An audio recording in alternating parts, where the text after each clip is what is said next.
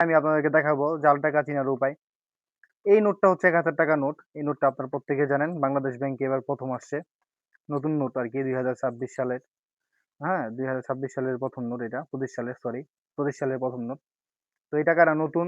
বাজারে অনেকে এই টাকাটা চিনে না। তো এই টাকাটা নিয়ে আমার মূলত কথা হবে। দেখেন, জাল চিনার কিছু উপায় আমি আপনাদেরকে বলে দেই। লাস্টে একটা গুরুত্বপূর্ণ কথা বলব। তবে এর আগে ২-৩ টা গুরুত্বপূর্ণ কথা বলি। এই দেখেন। এখানে হচ্ছে ১, ২, ৩, ৪ এখানে ৪-৫ টা চিহ্ন আছে। তো এগুলোর মধ্যে যদি আপনি ধরেন, ধরলে আপনার হাতে বাজবে। বাজলে সেটা বুঝছেন জাল হবে না। যদি না বাজে তাহলে সেটা জাল। তবে অনেক ক্ষেত্রে এটার ব্যতিক্রম হতেই পারে। তারপরে এখানে এই যে ফোঁটা আছে এটারও ব্যতিক্রম হতে পারে।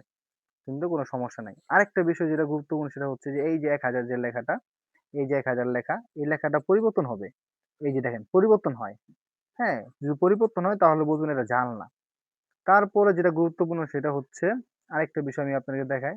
যেটা জাল টাকা সেটার মধ্যে এই যে লেখাগুলো আছে না? এগুলো হচ্ছে ১,০০০ যে লেখাগুলো এগুলো আরকি আপনার চমকাবে না। এই দেখেন, ঘুরালে কিন্তু চমকায়। এটা চমকাবে না। যদি জাল হয় তাহলে চমকাবে না। তারপর আরেকটা আছে সেটা সবচাইতে গুরুত্বপূর্ণ আমি বলছিলাম লাস্টে এই কথাটা বলব। সেটা হচ্ছে এই দেখেন এখানে বাংলাদেশ ব্যাংক লেখা আছে। যেটা জাল টাকা যেটা জাল টাকা ওটার মধ্যে এটা উল্টালে বাংলাদেশ ব্যাংক লেখাটা বোঝা যাবে না। এই যে যদি একটু দেখাই আমি। এই দেখেন বাংলাদেশ ব্যাংক, ঠিক আছে? বুঝা যায় কিন্তু বাংলাদেশ ব্যাংক লেখা বোঝা যায়। যে জাল টাকা এটা এই যে শুধু বাংলাদেশ ব্যাংক লেখাই বুঝা যাবে। কিন্তু এরকম আবার যাবে না। কিন্তু এর মধ্যে যায় আবার আসে। যায় আবার আসে দেখেন। ঠিক আছে? এটা খুবই গুরুত্বপূর্ণ।